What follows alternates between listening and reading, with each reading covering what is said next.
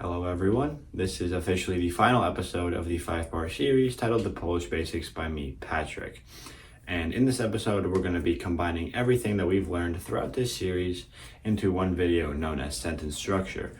And what this video is meant to do is give you guys a brief outline on how to form sentences in the most basic way possible using the SVO system, or the subject-verb agreement model. Now, English uses that model as well, which means for most of you it will be a little bit easier, but obviously we have tenses, cases, and all that fun stuff, adjectives, adverbs, and all that whatnot, which will make it maybe a little bit harder, but I'll try to make it as simple for you guys as much as I possibly can. This will be the shortest video to my knowledge. I have not recorded all of it yet, but once again, to my knowledge, this will be the shortest video, so it will not be a chore to sit through like some of the other videos that I have made. I do apologize for that.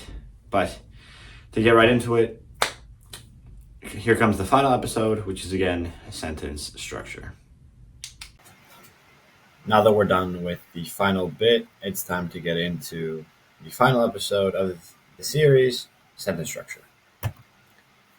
As I talked about in the intro, we're going to go over the SVO model, or the subject-verb-object model.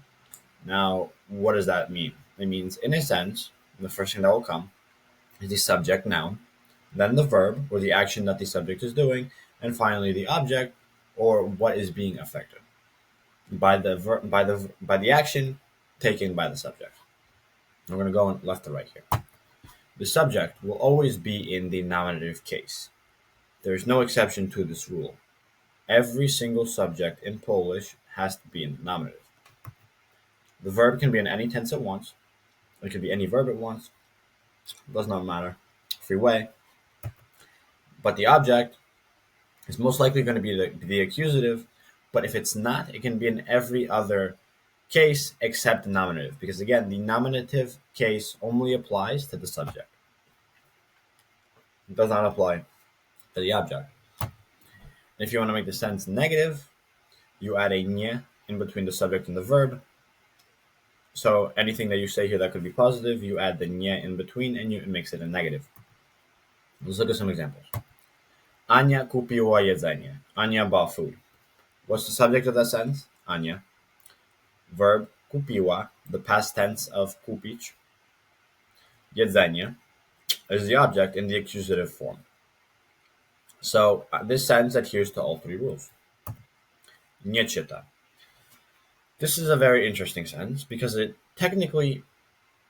looks like it doesn't follow two rules, but it doesn't follow. It follows every rule.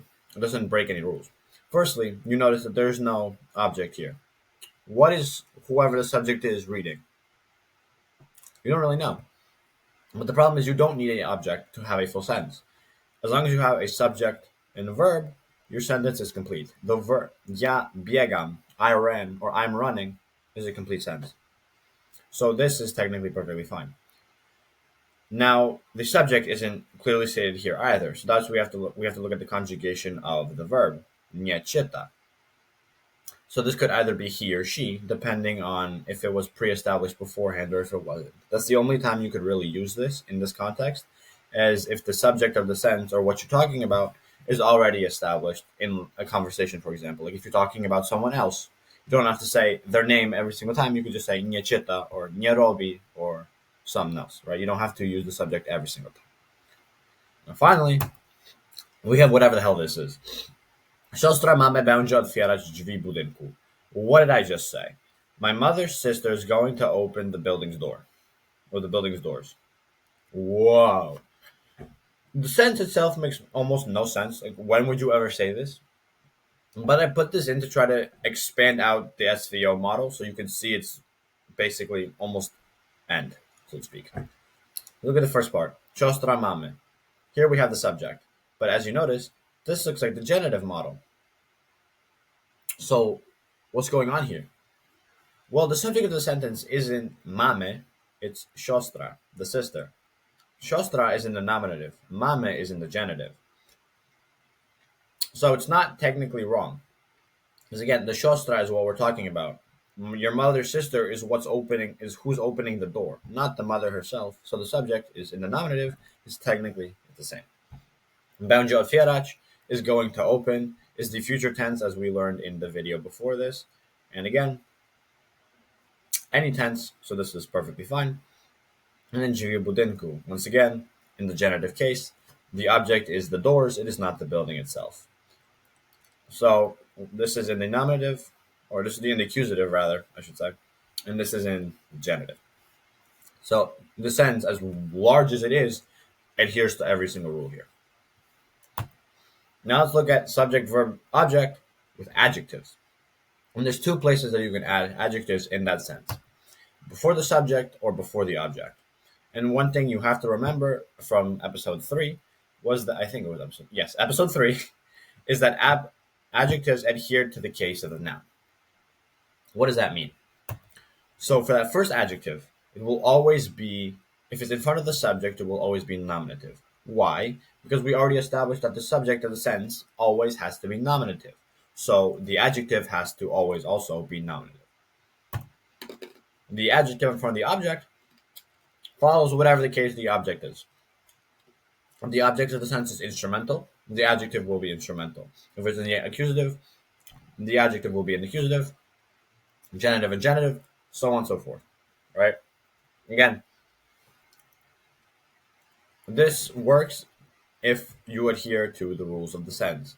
Adjectives and objects have to share the same cases. They do not have the same endings as each other, as that's why I made a separate video, but they must be in the same case. And if you want to make the sentence negative, once again, you put nie in front of the subject, or in between the subject and the verb. Let's look at examples. Pisałem białym długopisem. I wrote with a white pen. We can already see by this ending here, isem, that długopis, or pen, is in the instrumental case.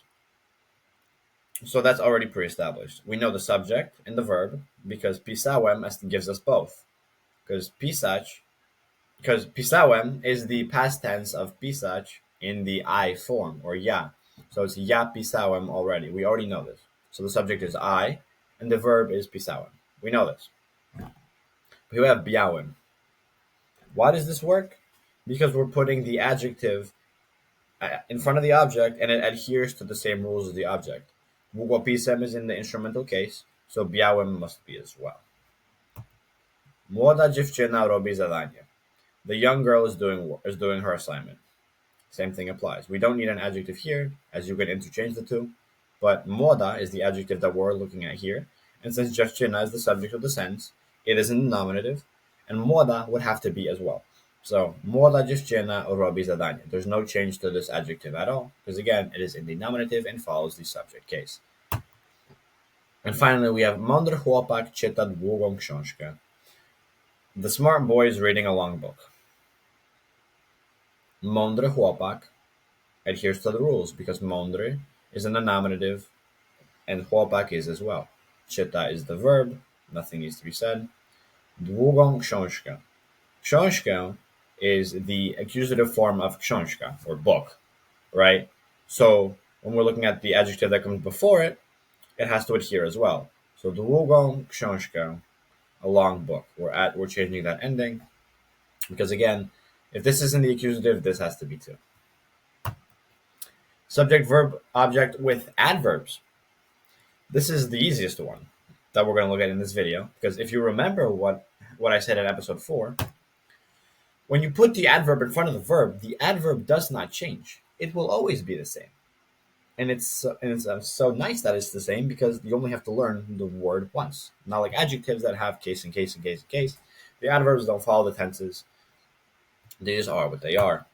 And if you want to make the sentence negative, you put the nie in between the subject and the adverb, as opposed to in between the subject and the verb.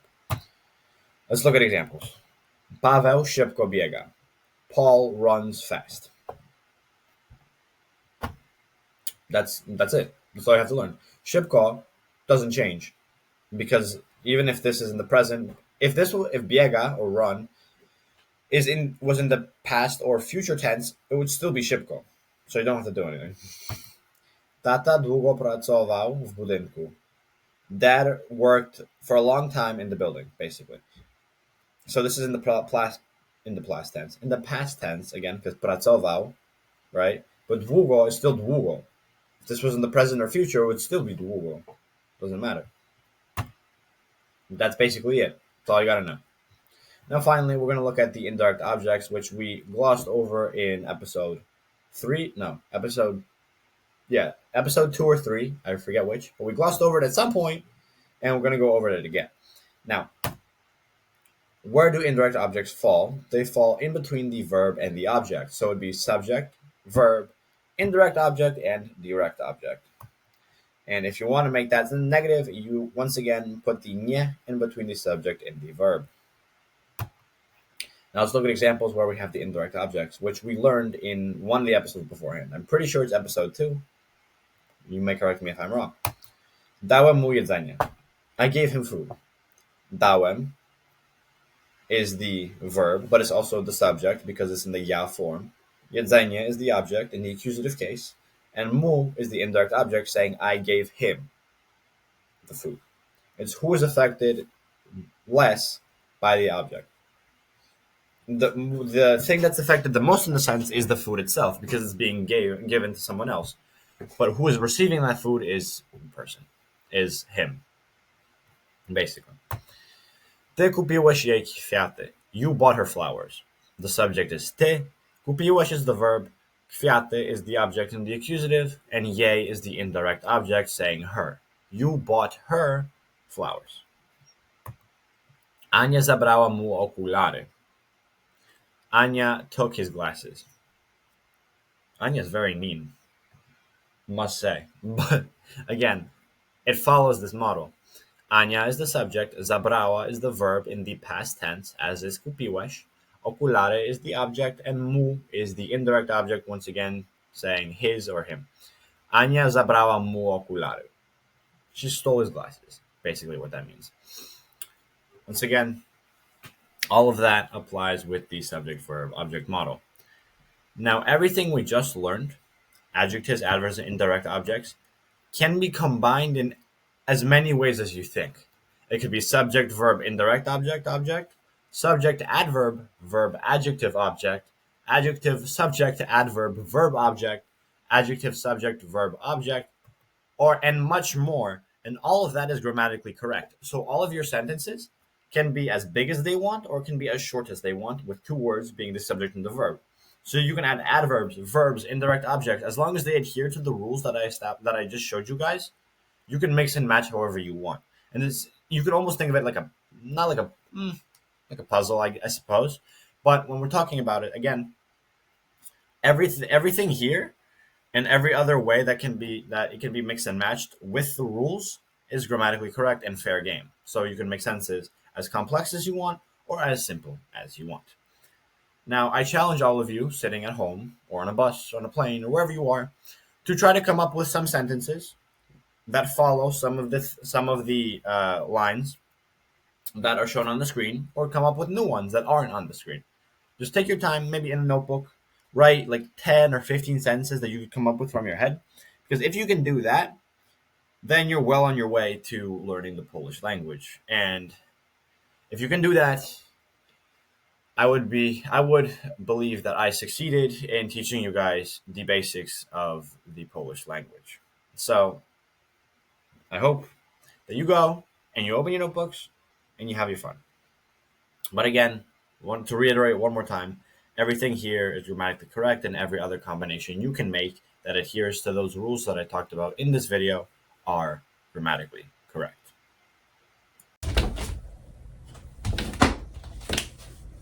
There you have it. That's the end of episode 5, and that's the series done. I can't thank you enough for watching through this video, and hopefully all the other videos that I have watched, as you can't understand this video without the first 4. But once again, I hope you guys enjoyed this video. I'd love feedback in the comments on how I could have done better, or what I could have improved on, or what I did well, right?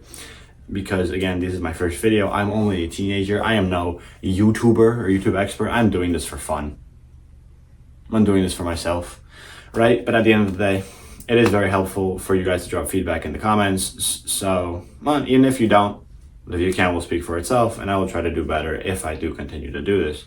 Now, there's nothing else to say. But again, thank you guys, and I hope you guys did thoroughly enjoy the Polish Basics by me.